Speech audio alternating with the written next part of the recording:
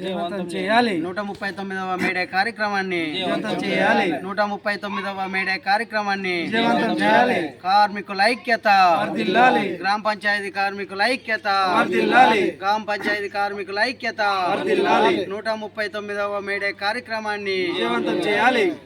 ఈరోజు రాజన్న సిరిసిల్ల జిల్లా వేములవాడ అర్బన్ సీర్లవంచ గ్రామంలో మేడే 139వ పోస్టర్ ఆవిష్కరించుకోవడం జరిగింది. గ్రామ పంచాయతీ కార్మికుల సమావేశం ప్రధానంగా చూస్తే గ్రామ పంచాయతీ యొక్క ఎదుర్కొంటున్నటువంటి సమస్యలు ప్రధానంగా కేంద్ర బీజేపీ ప్రభుత్వం అధికారంలోకి వచ్చి 11 సంవత్సరాలు గడిచినప్పటికీ ఈ యొక్క వేలాది లక్షల ఉద్యోగాలు ఇస్తామని ఉద్యోగ భద్రత లేక కార్మికులు నడి రోడ్డు మీద పడతా ఉన్నా కాలయాపన చేస్తున్నటువంటి కేంద్ర బీజేపీ ప్రభుత్వం ఇలా ప్రధానంగా కార్మికుల ఒక 44 చట్టాలు ఇలా ఏ మార్కెటు షికాగో నగరం అమెరికాలో సాధించుకున్నటువంటి చట్టాలను ఇలా బ్రిటిష్ సామ్రాజ్యంతో కొట్లాడి సాధించుకున్నటువంటి కార్మిక చట్టాలు 44 చట్టాలను కాలరాత రాసి ఈ యొక్క బీజేపీ ప్రభుత్వం కార్మికుల యొక్క పొట్టలు కొట్టే విధానంలో పాల్పడుతూ ఉంది.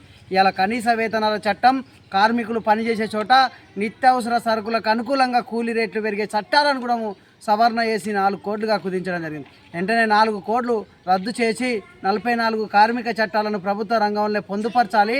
కార్మికులకు ఈ మేడే కార్యక్రమం సందర్భంగా కూడా జీతాలు పెంచాలి.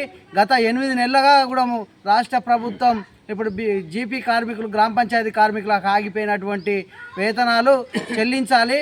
మొన్న అసెంబ్లీ సమావేశాలలో కూడా మంత్రి గారు సీతక్క గారు వేసినాం జీతాలని చెప్పడం జరిగింది. కానీ ప్రధానంగా జీపీ కార్మికులకు 4 నెలలుగా జీతం రాకపోతే మురికిలో పనిచేస్తున్నటువంటి జీపీ కార్మికులకు ఏం తినాలని కూడా మంత్రి సీతక్క గారిని అడుగుతూ ఉన్నాం.